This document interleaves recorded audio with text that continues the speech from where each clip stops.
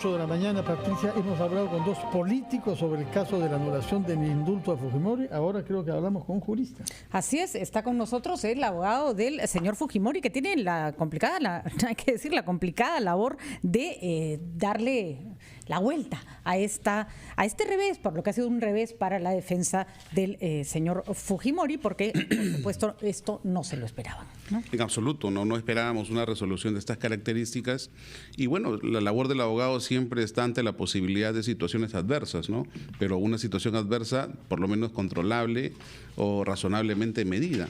En este caso no había la posibilidad, desde el punto de vista, si acaso jurídico, que eso pudiera ocurrir, pero ha ocurrido. Entonces Señor ahí está el tema, ¿no? Pérez Arroyo, uno de los mayores temores que se tenía inicialmente era que la Corte Interamericana fallara en contra del indulto. La Corte fue muy clara, dijo, esto tiene todavía que resolverse en foro interno, no se agotaron las posibilidades. En ese momento, tengo entendido, ayúdenos a entender, ya lo han repetido varios juristas, pero creo que usted es el más indicado para explicarlo, como se había agotado la posibilidad de un habeas corpus, se escoge esta vía que muchos han señalado que no tiene competencia para una decisión de esta naturaleza.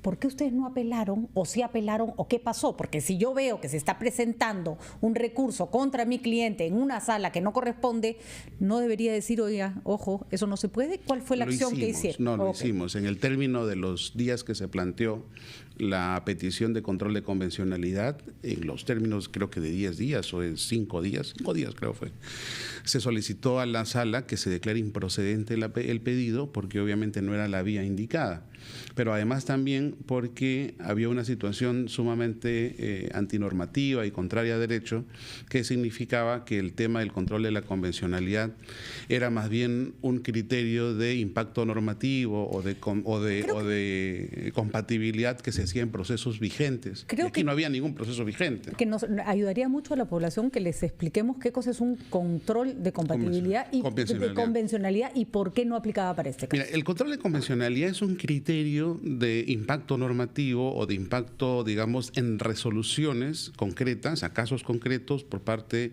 del juez que resuelve una causa. Por tanto, ahí tienes... Un juez declara a alguien culpable o culpable, o incluso hasta en una demanda laboral puede haber un tema de control de convencionalidad. En una demanda incluso hasta de tenencia, en cualquier tipo de pretensión judicial o que se someta a jurisdicción civil ordinaria, puede haber un control de convencionalidad. No necesitas, de hecho, no existe la posibilidad de que sea una instancia autónoma o un incidente autónomo. ¿Y por qué en este caso no aplicaba? En este caso no aplicaba porque el proceso ya estaba fenecido.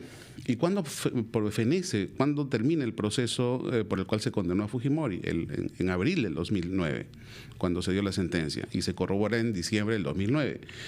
Y el incidente de ejecución de la pena, que dice también equivocadamente el juez que está vigente, también termina cuando se da el indulto. El 85.1 del Código Penal dice que la ejecución de la pena se extingue con la dación de un indulto, la prescripción. Cuando el indulto haya sido dado en las condiciones previstas por la ley, si no, justamente tienen vigencia compromisos que el Perú ha firmado libremente cuando adhirió a la Convención Interamericana. De manera que, claro, fenece la pena con el indulto, pero si es que se pone en duda que el indulto tenga un fundamento legal... Pero para eso hay una vía, pero para eso que usted dice que es una interpretación a partir de lo que dice el 85.1 del Código Penal, hay una vía, y la vía no es el incidente de ejecución, porque la ejecución ya está fenecida. Y la propia Corte Interamericana establece en el apartado cuarto que la vía concreta es la jurisdicción constitucional, no cualquier tipo de jurisdicción, porque de lo que se trata aquí es de revisar los actos administrativos del Poder Ejecutivo, en este caso el presidente de gobierno, el presidente de la República. Y un juez penal no es quien para revisar en este sentido los actos administrativos del gobierno, como sí lo es un juez constitucional, que está mejor preparado y la vía en ese sentido garantiza mejor el ejercicio del derecho. En todo caso, por lo que estamos escuchando, en el recurso de apelación que usted ha presentado ya y que va a desarrollar en el curso de los próximos días, imaginamos, tiene como base principal el que acá hay un juez supremo que se ha pronunciado y no un juez constitucional como pedía la Corte Interamericana. Claro, la Corte Interamericana estableció, entre otras cosas, que hubiera un plazo para que el Estado se pronuncie. Pero hasta el 29 de octubre. Así es. Pero el Estado se pronuncia pues a partir o a través de un conjunto de instancias, Ejecutivo, Parlamento, Poder Judicial, que es un poco conforme el artículo 43 de la Constitución, los poderes que se integran en el Estado, en la figura del Estado. Y en este caso era la jurisdicción constitucional. ¿Cuánto puede tomar, según usted, en esta nueva fase que se abre ahora con la apelación presentada por usted? Una apelación normalmente dura entre un mes o 2 meses, o 15 días, si fuera el caso de ser muy célere el tema.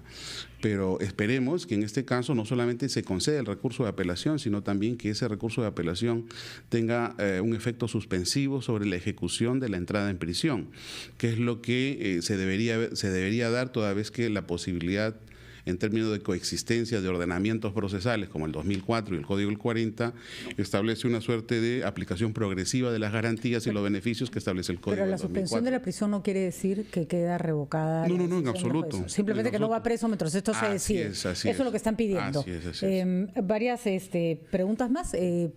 ¿Se esperaban esta solución? ¿Nos agarró tan de sorpresa como nos agarró al resto de los peruanos? En absoluto, no esperábamos una resolución de esta naturaleza. Pero ¿por qué no? Si era una posibilidad cantada y que ha sido además considerada como inevitable por ilustres colegas suyos como César Nakazaki. Bueno, política, hay un juicio político y hay un juicio jurídico, ¿no? Lo que ha dicho Nakazaki, que solamente habla, que yo sepa, sobre temas jurídicos, es que en las circunstancias en que se ha dado esto, era inevitable que el juez falle de la manera como lo ha hecho. Por el contexto político. También lo habíamos trabajado o también lo habíamos hablado con el presidente. Incluso le sugerí que en un momento determinado se pensara en la posibilidad de levantar la suspensión de los congresistas, de los conocidos congresistas Avenger. ¿Por qué? Porque había una contradicción entre lo que decía el reglamento y el Código Procesal Penal, en el sentido de que no se puede suspender autoridades electas. La situación política del fujimorismo, la interna, el pleito, hay que decirlo, entre Kenji y Keiko, ¿ha afectado su defensa?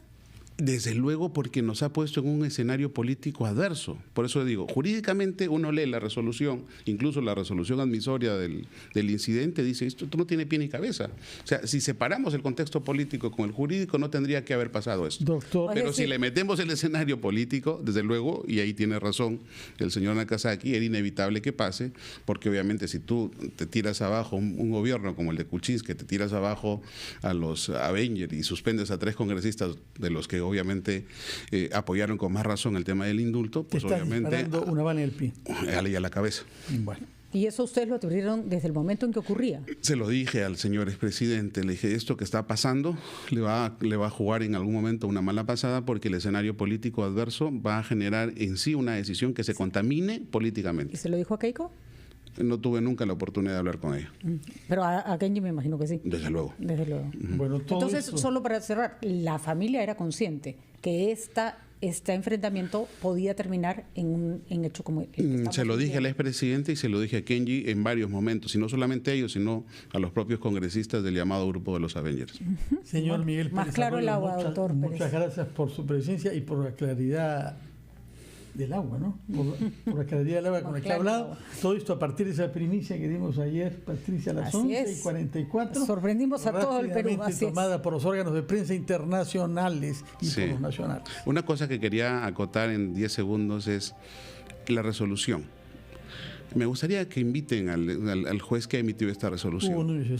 Estaremos encantados. Hemos tratado de conversar con él. Me gustaría, ¿por qué? Porque tengo serias dudas que el señor entiende lo que ha escrito o lo que ha firmado. Está bien escrito en todo caso. Por cierto. No hay errores ortográficos. Pero tengo muchas dudas la defensa, que el señor en este entienda. Caso, duda de que él haya elaborado o que por lo menos entienda lo que le han hecho sus asesores. Bueno, en todo caso, el texto escrito está excepcionalmente bien escrito. Sí. Son por eso es que se duda. 225 arduas páginas, pero... Hemos estado llamándolo, de hecho, tenemos una grabación en la que nos dice que no puede dar declaraciones, que su sentencia habla por sí misma, pero creo que... Esa es la posición tradicional de los jueces, ¿no? Yo hablo a través de mis resoluciones, pero creo que estamos en un contexto en la que le pida pues permiso al señor Víctor Prado para que le permita declarar. Señor Pérez, hemos comprendido que quiere sacar al juez de los cauces jurídicos para llevar al espacio